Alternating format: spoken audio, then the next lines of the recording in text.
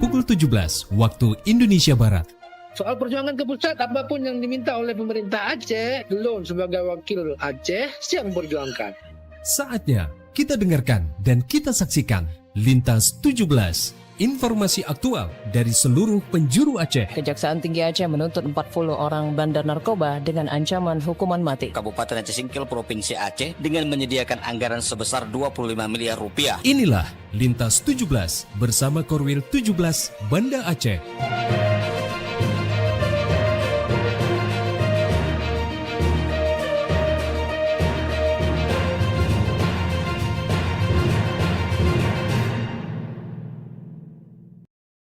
Assalamualaikum warahmatullahi wabarakatuh. Dari Jalan Sultan Iskandar Muda nomor 13 Banda Aceh, saya Mas Wani bersama presenter Sekorwil Nusantara 17 Banda Aceh, Melabuh, Takengon, Sabang, dan Singkil mengantarkan Lintas 17, siaran berita berjaringan menyajikan informasi aktual yang terjadi di berbagai penjuru Aceh. Edisi hari ini Sabtu 12 Juni 2026.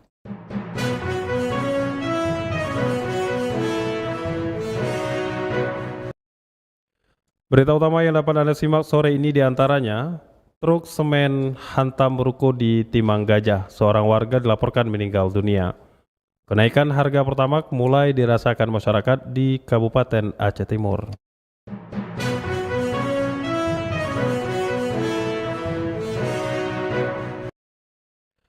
Siaran berita berjaringan ini dapat juga Anda akses melalui RRI Digital, serta turut disiarkan Radio Muna FM 10 Salam, Merdu FM Pidi Jaya, Radio Sapa FM, Suara Bujang Salim Blok Sumawe, Radio Asalam Uin Araniri Darussalam Banda Aceh, Radio Suara Sabang, Radio Mutiara FM Pidi, Radio Cempala Kuneng Aceh Timur, Radio Sulu Tamiang, serta dirilai RRI Radio Rimbaraya.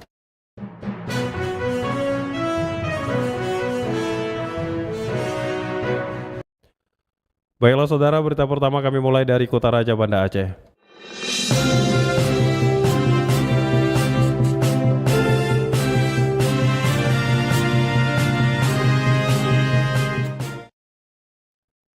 Insiden ledakan terjadi di kamar mesin kapal KMP Aceh Hebat 2 yang hendak bersandar di dermaga pelabuhan Ulele Banda Aceh.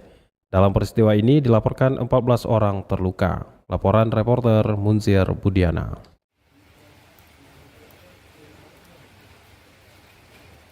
Sebuah insiden ledakan yang disertai kebakaran terjadi di kamar mesin kapal motor penyeberangan KMP Aceh Hebat 2 saat kapal tersebut hendak bersandar di pelabuhan Ulele Banda Aceh hari ini sekitar pukul 11 waktu Indonesia Barat.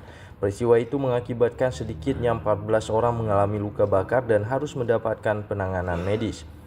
Kapal milik pemerintah Aceh itu diketahui baru saja tiba di pelabuhan Ulele Banda Aceh yang berlayar dari pelabuhan Balohan Sabang. Kapal tersebut bertolak dari Sabang sekitar pukul 8 waktu Indonesia Barat pagi tadi dengan waktu tempuh sekitar 2 jam sebelum tiba di pelabuhan Ulele Banda Aceh pada pukul 10 waktu Indonesia Barat. Menurut informasi yang diterima RRI, ledakan terjadi ketika kapal sedang berada di dermaga setelah proses pelayaran selesai. General Manager ASDP Cabang Banda Aceh Andri Setiawan mengatakan penyebab pasti insiden tersebut masih belum diketahui dan masih menunggu hasil penyelidikan dari pihak berwenang. Dia menyebutkan sebanyak 14 korban dilaporkan mengalami luka bakar akibat kejadian tersebut. Mayoritas korban diketahui merupakan taruna Politeknik Pelayaran yang sedang menjalani praktik di kapal KMP Aceh Hebat 2. Saat ini seluruh korban telah dievakuasi dan dibawa ke Rumah Sakit Umum Daerah Zainal Abidin Banda Aceh untuk mendapatkan perawatan intensif. Baik, kejadian di kapal Aceh Hebat 2 memang ada letupan di kamar mesin, namun kami akan menunjukkan investigasi ya terhadap kejadian ini, dan tentunya kami fokus saat ini terhadap korban yang sedang di rumah sakit. Kami juga turut berduka cita kejadian ini. Akibat peristiwa ini sejumlah penumpang yang seharusnya akan berlayar dengan KMP Aceh Hebat 2 pada pukul 14 waktu Indonesia Barat terpaksa ditunda dan dialihkan dengan kapal KMP BRR. Pantauan RRI di Pelabuhan Ulele Banda Aceh, ada ratusan penumpang tertahan di Pelabuhan Ulele Banda Aceh, baik itu penumpang yang menggunakan roda 2 maupun penumpang yang menggunakan roda 4. Dari Banda Aceh, reporter Munzir Budiana melaporkan. Dinas Pendidikan dan Kebudayaan Kota Banda Aceh memperkuat upaya mewujudkan sekolah ramah anak dengan menjalin kerjasama lintas instansi sebagai langkah menciptakan lingkungan belajar yang aman, nyaman, dan bebas dari perundungan. Selengkapnya dilaporkan Cindy Novita. Dinas Pendidikan dan Kebudayaan Kota Banda Aceh bersama Himpunan Pendidik dan Tenaga Kependidikan Anak Usia Dini Indonesia (Himpaudi) Kota Banda Aceh menandatangani kerjasama dengan Dinas Pemberdayaan Perempuan, Perlindungan Anak, Pengendalian Penduduk dan Keluarga Berencana (DP3AP2KB) serta Dinas Kependudukan dan Pencatatan Sipil Kota Banda Aceh pada Kamis 11 Juni 2026. Kepala Dinas Pendidikan dan Kebudayaan Kota Banda Aceh Sulaiman Bakri mengatakan saat ini pihaknya memfokuskan perhatian pada peningkatan kualitas guru dan terciptanya lingkungan sekolah yang aman serta nyaman bagi anak. Menurutnya kualitas pendidikan tidak hanya ditentukan oleh proses belajar mengajar, tetapi juga lingkungan sekolah yang mampu mendukung tumbuh kembang anak secara optimal. Nah, ini adalah penting untuk membantu agar sekolah-sekolah itu bisa aman, nyaman, dan eksklusif bagi anak-anak di sekolah itu sendiri. Sebelum penandatanganan kerjasama, para guru PAUD juga mengikuti workshop penguatan mental dan pengelolaan emosi dengan tema Penguatan Pengelolaan Emosi dan Kesehatan Mental untuk praktik pengasuhan dan pembelajaran ramah anak. Kegiatan ini bertujuan membekali para pendidik dengan kemampuan mengelola emosi, memahami kesehatan mental, serta menerapkan pola pengasuhan dan pembelajaran yang lebih ramah anak. Melalui kerjasama dengan DP3AP2KB dan Dinas Kependudukan dan Pencatatan Sipil, lembaga PAUD juga diharapkan dapat memperkuat perlindungan hak-hak anak, termasuk edukasi mengenai perlindungan anak, penguatan peran keluarga, hingga pemenuhan administrasi kependudukan bagi peserta didik sejak usia dini. Dari Banda Aceh, Cindy Novita melaporkan. Pemerintah Kota Banda Aceh menerima dividen tahunan dari Perumdam Tirta Daroy senilai 9,59 miliar. Selengkapnya dilaporkan Tisi Maulidia Putri. Perusahaan Umum Daerah Air Minum Perumdam Tirta Daroy menyerahkan dividen tahun 2025 kepada pemerintah Kota Banda Aceh senilai 9,59 miliar rupiah. Menurut Direktur Utama Perumdam tersebut, Teku Novizal Ayub, bahwa pihaknya terus berupaya memberi pelayanan optimal kepada para pelanggan. Ibu Wali Kota, ini dividen tahun buku 2025 PDAM yang alhamdulillah lebih meningkat sedikit dari tahun lalu. Ini tentunya bukan keberhasilan PDAM, ini keberhasilan Pemko Kota Banda Aceh yang sangat mendukung operasional kami. Sementara itu, Wali Kota Banda Aceh Iliza Sa'aduddin Jamal menyampaikan apresiasi kepada seluruh jajaran Tirta Daroy atas kerja kerasnya. Diharapkan capaian ini menjadi motivasi untuk terus meningkatkan pelayanan kepada masyarakat. Iliza turut mengungkapkan terima kasih kepada seluruh warga Banda Aceh yang berkontribusi dalam pembangunan dan kemajuan kota. Perubahan, ada kesadaran juga dari masyarakat kita yang terus berkontribusi untuk Kota Banda. Terima kasih PDAM, berkah selalu dan insya Allah tahun depan lebih meningkat, insya Allah. Jazakumullah wa barakallah. Adapun dana dividen diserahkan sebagai pendapatan asli daerah (PAD) guna mendukung berbagai program pembangunan dan peningkatan pelayanan publik di ibu kota Provinsi Aceh. Dari Banda Aceh, Tisi Maulidia Putri, Pro 3 RRI, terus mengudara untuk Indonesia. Dari Kota Raja Banda Aceh, lintas 17 menuju Samudra Pasai Aceh Utara.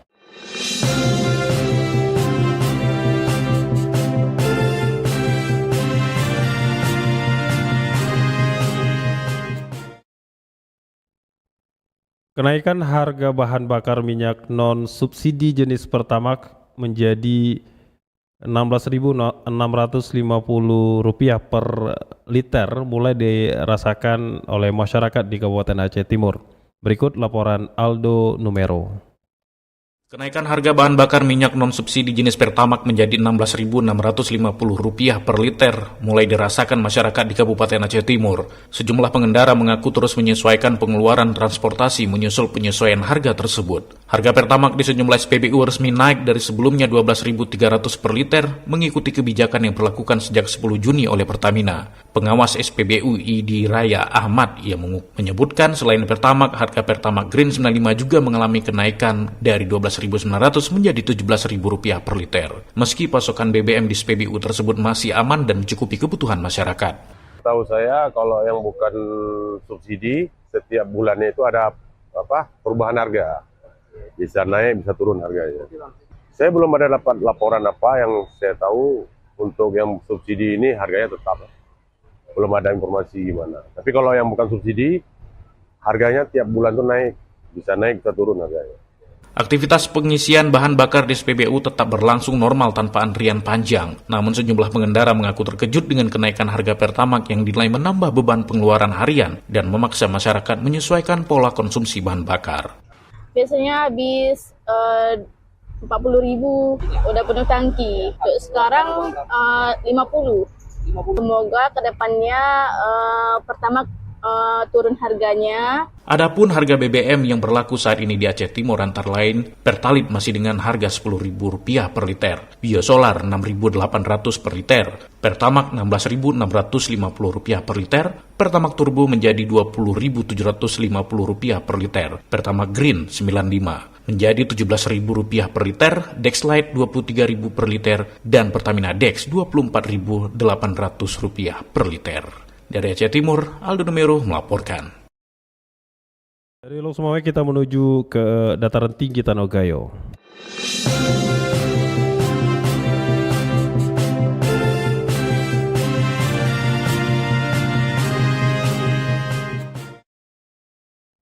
Tujuh orang terpidana pelanggar kanun jinayat di Kabupaten Gayo Lues jalani hukuman cambuk yang dieksekusi oleh kejaksaan setempat. Selengkapnya disampaikan Alfi Sahrin. Kejaksaan Negeri Gayo Lues bersama Satpol PP dan WH melaksanakan eksekusi hukuman cambuk terhadap 7 terpidana pelanggar Kanun Aceh nomor 6 tahun 2014 tentang hukum jinayat. Para terpidana terdiri dari 6 laki-laki dan 1 perempuan yang terbukti melakukan pelanggaran terkait kasus minuman keras dan zina. 2 pelaku zina dijatuhi ukubat hudud sebanyak 100 kali cambuk. Namun eksekusi terhadap terpidana perempuan berinisial SS umur 34 tahun ditunda karena sedang hamil. Sementara pasangannya S umur 30 tahun tetap menjalani hukuman 100 kali cambuk. Kepala Seksi Pemulihan Aset dan Pengembalian Barang Bukti Kejaksaan Negeri Gayo Lues Iqbal mengatakan bahwa SS tetap akan menjalani hukuman cambuk setelah melahirkan dan dinyatakan sehat oleh tim medis. Terpidana itu melanggar pasal 37 ayat 1 Kanun Aceh nomor 12 tahun 2025 tentang perubahan atas Kanun nomor 6 tahun 2014 tentang hukum jinayat. Junto pasal 126 ayat 1 Undang-Undang nomor 1 tahun 2023 tentang KUHP. Itu ukubat yang dijatuhkan adalah hudud cambuk sebanyak 100 kali. Sementara itu, 5 perdana lainnya masing-masing menjalani hukuman 40 kali cambuk atas pelanggaran yang telah diputuskan pengadilan. Sebelum eksekusi, seluruh terpidana menjalankan pemeriksaan kesehatan untuk memastikan kondisi fisik mereka layak menjalani hukuman. Alfi Sahrin, RRI Takengon, melaporkan. Diduga akibat remblong, truk bermuatan semen menghantam ruko di Timang Gajah. Seorang warga dilaporkan meninggal dunia. Selengkapnya disampaikan Bambang Syaputra. Satu unit truk fuso bermuatan semen mengalami remblong dan menghantam sejumlah bangunan ruko di Kampung Timang Gajah, Kecamatan Gajah Putih, Kabupaten Bandar Meriah, Kamis 11 Juni 2026 sekitar pukul 6:30 waktu Indonesia Barat. Peristiwa tersebut mengakibatkan 1 orang warga meninggal dunia serta menimbulkan kerusakan pada sejumlah kendaraan dan barang dagangan milik warga. Korban meninggal dunia diketahui bernama Suwarni, 59 tahun. Saat kejadian, korban sedang membersihkan tanaman di sekitar lokasi sebelum tertabrak truk yang hilang kendali. Sementara itu, sopir truk bernama Agus Cahyono, 48 tahun, warga Desa Sejahtera, Kecamatan Gelanggang Baru, Kabupaten Biren, mengalami luka berat dan telah dievakuasi ke Puskesmas Lampahan untuk mendapatkan perawatan medis. Selain sopir, terdapat 1 orang penumpang lainnya bernama M. Danwarta, 14 tahun, seorang pelajar. Warga setempat Suherman mengatakan, truk dengan nomor polisi BK 8560 ZK tersebut melaju dari arah Biren menuju Takengon. Setibanya di kawasan Timang Gajah, pengemudi menyadari sistem pengiriman tidak berfungsi dengan baik. Truk sempat menghantam tebing dan masuk ke parit, namun laju kendaraan tidak dapat dihentikan hingga akhirnya menabrak deretan ruko di pinggir Jalan Nasional Takengon Biren. Akibat benturan keras, kondisi truk mengalami kerusakan parah dan ringsek. Depan mata saya itu terjadi mobil berlaju kencang gitu. Truk truk bawa semen. Kemudian oleng ke sebelah kiri dan menabrak tebing, kemudian menabrak bangunan, itu saja. Itu yang saya lihat. Menurut saya dengar keterangan dari kawan-kawan di atas yang ngumpul di sini tadi, gejala remblong ya kayak begitu ya, ada katanya begitu. laju mobilnya nggak sesuai, nggak wajar. Untuk seorang kasar pajak saya nggak tahu juga. Menurut keterangan orang itu gejala mobil remblong tidak ada di sana, dari masjid di atas. Ada satu orang, seorang ibu yang udah agak tua ya, mungkin sekitar 50 sekian, 60 lah begitu. Korban sedang membersihkan kebun, ada sedikit kebun di sana, tanam timun kalau nggak salah, dia bersihkan itu setiap pagi. Selain menelan korban jiwa, kecelakaan itu juga menyebabkan kerusakan pada 1 unit mobil pick-up, 4 sepeda motor, serta sejumlah barang dagangan milik warga yang berada di sekitar lokasi kejadian. Salah seorang pemilik toko, Abdul Halim, mengaku baru mengetahui adanya kecelakaan setelah mendengar suara benturan keras dari depan tokonya. Saya lagi tidur tadi, Pak. Lagi tidur. Pas kejadiannya kalau nggak salah sekitar 6:30 lah, atau 7 lah gitu. Itu kejadiannya. Untuk kerusakan Pak? Kerusakan banyak lagi kerusakan Pak. Banyak kerusakan, ada mobil, kereta ada 2 bahkan kulkas, abang ini ada pupuknya, banyak kerusakan Pak. Ada 3 ruko kenapa? 3 ruko Pak. Kira-kira Pak, ini hasil kerugian berapa Pak? Hasil kerugian sekitaran 500, 300, 500 lah gitu Pak ya. Karena kulkas udah pun dalam, abang ini pun ada pupuk dalam semua. Abang itu bengkel kan ada kereta pun ada kan. Mobil ada berapa yang kena Bang? Mobil 1 kena. Mobil sepeda motor? Sepeda motor ada 4 Bang ya. Yang punya bengkel ini 2, yang punya kita mobil 1, kereta 2. Kalau untuk dagangan ada yang bisa diselamatkan Bang? Nggak ada Pak. Karena udah hancur kena semen semuanya Pak. Karena termasuk tempat kita istirahat pun itu habis semuanya Pak. Lemari habis terjatuh semuanya Pak ya. Sementara itu, Kasat Lantas Polres Bandar Meriah AKP Safarudin menjelaskan kendaraan diduga mengalami remblong dan hilang kendali sehingga bergerak ke sisi kiri jalan dan menabrak seorang warga serta sejumlah bangunan ruko.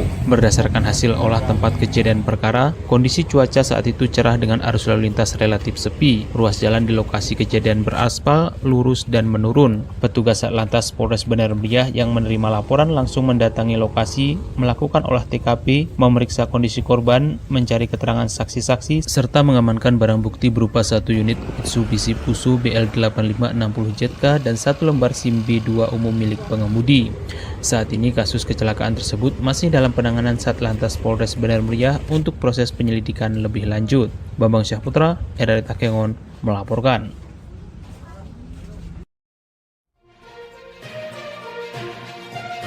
Anda sedang mendengarkan Lintas 17 dari Korwil 17 Banda Aceh.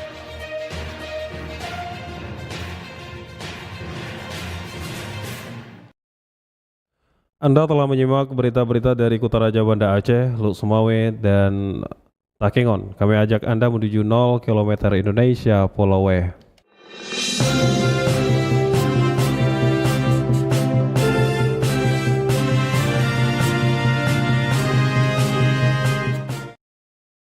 Tragedi jatuhnya pesawat TNI AL jenis Nomad P833 di perairan Ujung Karung, Sabang pada tahun 2007 masih dikenang hingga kini. Memasuki tahun ke-19, semangat pengabdian para prajurit yang gugur terus menjadi teladan bagi generasi penerus penerbangan TNI Angkatan Laut. Selengkapnya disampaikan Diah Novritaria.